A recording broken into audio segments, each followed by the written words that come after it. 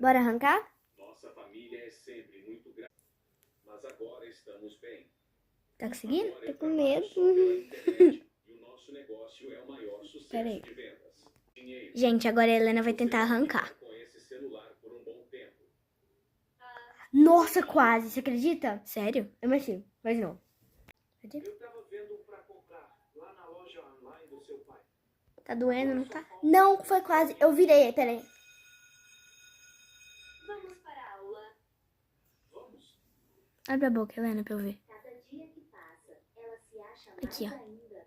Uhum. E aposto que ele não sai mais do pé dela.